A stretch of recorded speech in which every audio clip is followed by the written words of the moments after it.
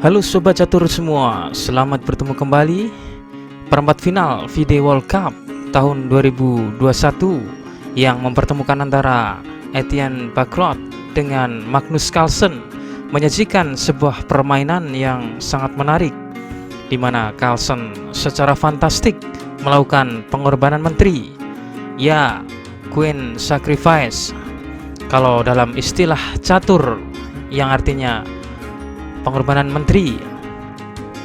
Oke, tanpa berlama-lama langsung saja kita lihat indahnya pengorbanan menteri tersebut.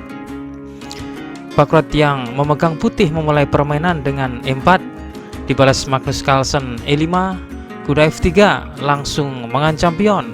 Magnus membela dengan kuda gajah B5, A6, dan di posisi ini lanjutan yang paling umum adalah memundurkan gajahnya. Setelah Carlsen kuda F6 menekan pion, Bacrot bermain rokade, dibalas langkah alami gajah E7 sebagai persiapan rokade. Putih membalas benteng E1, lalu Carlsen bermain B5 menekan gajah sehingga memaksa gajah mundur sekaligus beralih ke diagonal ini. Carlsen lalu melakukan rokade. Di posisi ini Bacrot langsung melakukan aksi di sayap menteri, melangkah A4, gajah B7 mengembangkan gajah di diagonal ini, dibalas D3 membuka diagonal pengembangan gajah, lalu D6, gajah D2 menjaga peta ini dari pendudukan kuda hitam. Menteri D7 menghubungkan kedua bentengnya dan kuda ke C3, kuda A5 menekan atau menawarkan pertukaran dengan gajah putih. Tapi rupanya Bacrot enggan bertukar karena gajah ini dirasa masih diperlukan di diagonal ini. Bacrot memundurkan gajahnya. Carlsen mendorong pion C-nya, kuda I2, kuda C6, kuda G3, dan segera Carlsen membuat kejelasan di pusat dengan bermain D5, membuat konflik di pusat. E kali D5 dan balik dipukul kuda. Bacrot C3 mengontrol peta-peta ini dari pendudukan kuda. Carlsen memainkan bentengnya dalam permainan.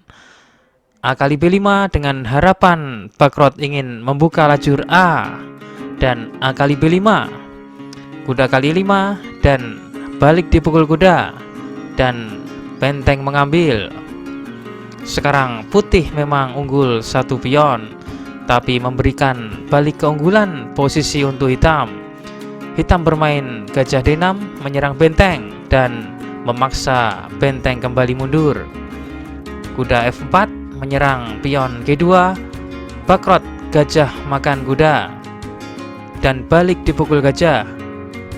Kuda E4, menteri C7 menyerang pion H2. Bacrot memblokirnya dengan G3. Putih dipaksa melangkah G3 sehingga mengakibatkan melemahnya diagonal ini. Gajah E5, F4 kembali mengejar gajah, tapi sekali lagi kita lihat mengakibatkan posisi Raja Putih bertambah lemah. Raja Putih semakin terbuka posisinya. Gajah D6, Bacrot memainkan langkah agresif menteri H5. Menteri C6 menambah ancaman di diagonal ini. Menteri ke H3 bermaksud menambah pertahanan rajanya. C4 dengan maksud memblokir diagonal gajah putih. D4, benteng D ke E8 menekan lebih kuat kuda putih, dan Bacrot membalas dengan langkah pion D5. Carlsen dengan berani mengambil pion ini, dan tanpa ragu Bacrot memainkan bentengnya ke tengah, menyerang menteri, tentu saja dengan tujuan menyerang gajah hitam. Akankah gajah hitam ini akan hilang? Ya, dengan brilian Magnus Carlsen bermain benteng pukul kuda. Ya, Carlsen dengan sengaja mengorbankan menterinya. Pengorbanan menteri yang brilian, sungguh brilian. Bacrot menerima pengorbanan menteri. Benteng pukul benteng, skak, Raja F2, benteng F ke E8 mengkoneksikan kedua bentengnya, pengorbanan menteri yang berani dari Carlsen dengan mempertimbangkan matinya posisi Gajah Putih dan aktifnya semua perwira hitam.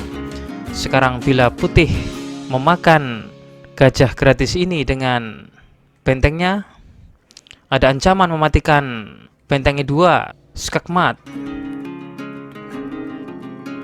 Dan di partai aslinya, Bakrot bermain bentengnya 5, gajah kali 5, raja kali 1. Sekarang praktis Menteri Putih berjuang sendirian karena Gajah Putih yang sangat pasif tidak bisa bergerak masuk ke dalam pertempuran. Gajah kali C3 discover skak sekaligus double skak. Raja F1. Sekarang ada ancaman balik Bakrot dalam penyusupan Menteri ke D7 yang cukup merepotkan. Segera Carlsen memblokir penyusupan itu dengan memainkan benteng C8, menyerang menteri, mencegah penyusupan menteri, memaksa menteri mundur. Gajah F5. Carlsen mengorbankan gajahnya dengan tujuan jika gajah dipukul, maka hitam dapat membalas. Gajah D3 skak.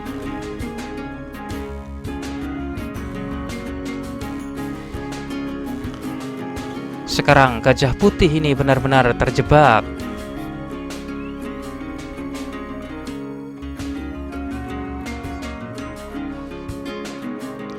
Dan hitam menang 1 perwira.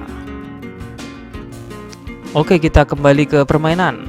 Oleh karena itu Bakrot memainkan Menteri ke D5, Gajah E6.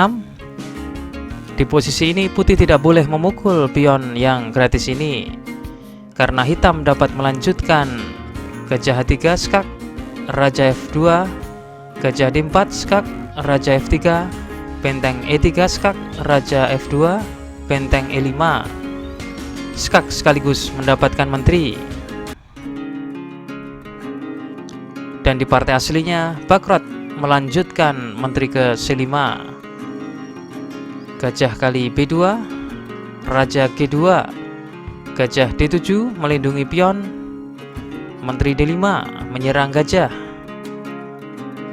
benteng D8 dengan ancaman discover attack ke menteri, sehingga menteri ini menghindar ke C5. Gajah F6. Carlsen meningkatkan koordinasi perwiranya yang saling melindungi satu sama lain. Gajah B1. Gajah Putih ini berpindah ke diagonal lain dan tentu saja hitam memotongnya dengan G6 sekaligus membuat jalan nafas raja. G4. Gajah kali G4 dan menteri kali B5. C3, F5, G5 dan membuat semuanya tertutup. Sampai di sini Putih menyatakan menyerah karena setelah Raja Hitam di posisi G7 menjadikan raja ini sangat aman, tidak tergoyahkan.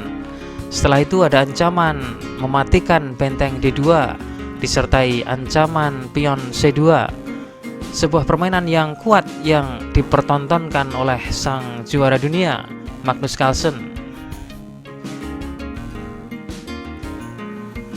Berikutnya kita tampilkan kunci jawaban problem catur video yang kemarin. Kuncinya Raja D2.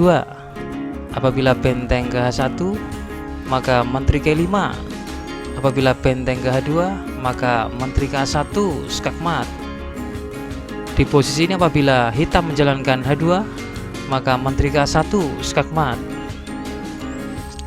Di posisi ini apabila raja ke F1 maka menteri ke F6 skak, raja G1 dan menteri ke A1 skakmat. Atau apabila raja ke H1 maka menteri C6, G1 menjadi menteri dan kuda ke F2 skakmat.